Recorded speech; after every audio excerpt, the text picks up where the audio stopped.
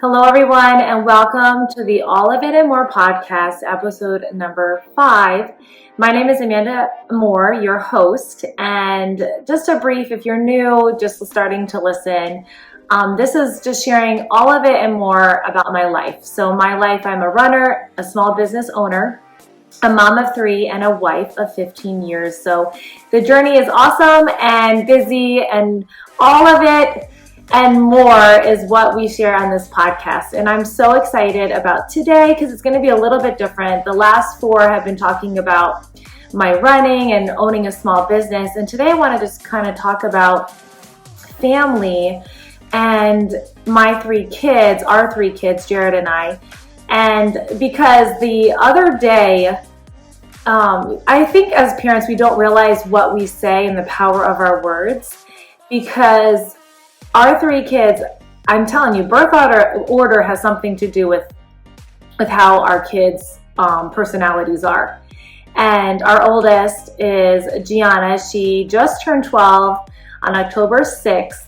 And I still can't believe I have a 12-year-old. And she is, if you picture that firstborn oldest child, especially a girl, it's like on the outside, she has like all of it put together. I don't have to ask her twice to do things. She helps me organize the house. I'm not kidding. She's excited about babysitting and starting that. I never have to wonder if she gets her homework done. She is just a joy. She works really hard. And things don't always come super easy to her, but when she puts her mind to something, she conquers it and does it. So she's like that firstborn, type A, wants to get straight A's, and is just like that a gift. She's an incredible child, and we are so blessed to have Gianna. And our other 2, and I smile, it's my middle child is my boy, Grayson, our boy. I say my, it's 2 of us that have the kids. And Grayson is our middle child. He's also the only boy. So he's sandwiched between the 2 girls. And even this morning, we have a cleaning lady comes every other week, and which is the biggest blessing. I will give off my right or left pinky to keep a cleaning lady, because it has helped me so much with not stressing out about the house all the time and having someone. So yes, I have a cleaning lady, and I am not ashamed to admit it. Anywho, so I'm like, you have to, Jared's like, why do we have a cleaning lady when you're like cleaning before the cleaning lady comes? Well, that's how I roll, and I just want to make sure it's nice and easy for her to do what I don't want to do. I don't want to mop and get on the floor and clean all of it up. So she does an incredible job. So I'm asking Grayson, can you please clean up your room? You know how many times I have to ask him? Like 20 times. And does he do it? No, he doesn't. God bless the boy. He wants to go outside, throw the football around, chase Luca, typical boy. But also I get in the car and I'm like, why do I have to keep asking you the same thing? Why can't you do it like Gianna? And I'm like, yeah, we'll come back to that. And then Gabby's our baby. She's 8, but she's still our baby. She crawled in bed with us last night because she had a bad dream. I'm like, it's totally fine. I love this kid. And she's a lot of fun. Like, goes with the flow. Things do not have to be perfect. I have to beg her to brush her hair. My aunt that lives in Rhode Island, I don't see them a lot. And she, oh my word, she was like, when Gabby was like a baby, just starting to walk and just getting into everything, she's like, she is a storm. And I'm not kidding. Every room you look in that Gabby's been, Gabby's been there.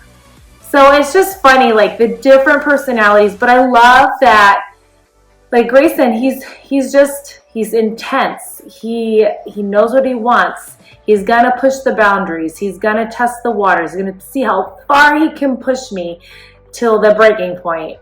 And that's how he's been since he was a baby. And then Gabby, she's like, I'm fine with whatever, let's just go. And I know she's just got that carefree spirit, which I love about her. And Gianna, I know she's gonna follow the rules, and I don't have to worry about whether she's gonna get the job done or not. The other 2, I totally worry about it. I know it's not gonna get done. So, but the other day, I forget And I think it was Jared and I were just saying how we never have to worry about Gianna. She's just like that perfect child. But the other two, are just blah, blah, blah. Like making that negative net, like that it's negative that they're the other two. And then putting that pressure on Gianna that she's like this perfect child. And like that's a big pressure because we're not perfect. We're not walking around robots. I tell it to my clients all the time. Just because you didn't get that workout, that run, as perfect in quotes as you wanted it, doesn't mean you're a failure. Doesn't mean you need to redo it or you should just throw in the towel. And I don't want to project that on my child that you have to be this perfect child in order for us to love you. We love you regardless. Like just like God loves us with all our mess ups and everything that I do wrong, I know I'm secure in that God loves me. And that's the same with our kids. Jared gives this illustration all the time that like you look at your kids at night when they're sleeping. Isn't it like the best moment?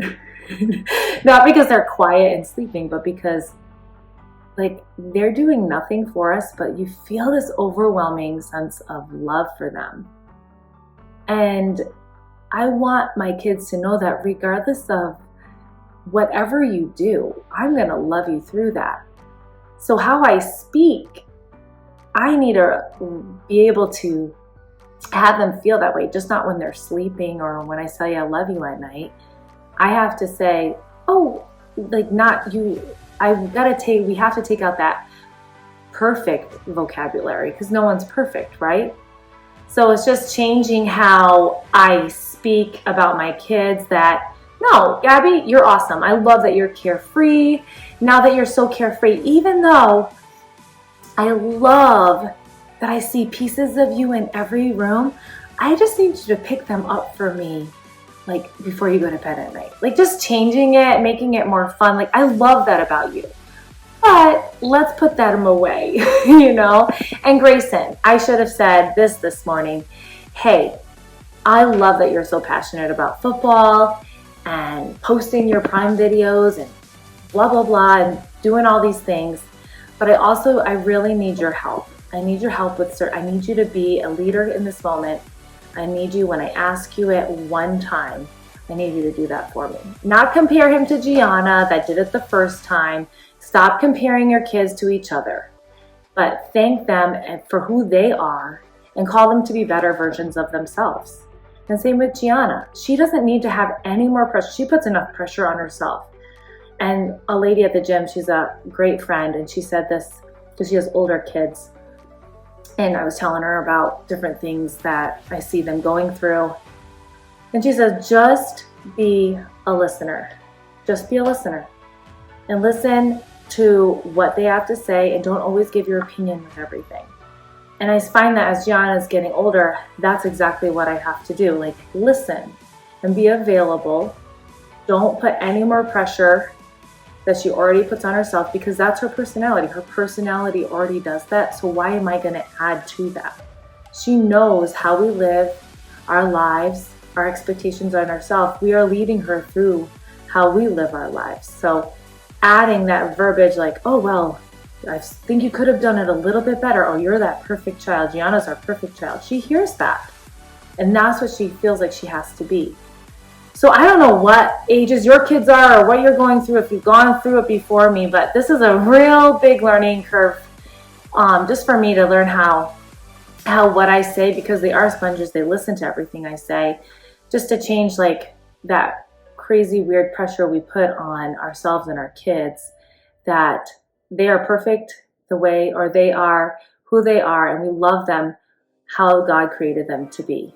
And yes, we're calling to them to be better versions of themselves, but how we do that and how we speak to them really makes a difference. So I hope this is helpful. I am not perfect. I don't have it all together with the parenting, but I'm just finding like different things that I'm saying and speaking over my kids is gonna make a difference in their lives, either for the better or for the worse. And I want it to be for the better.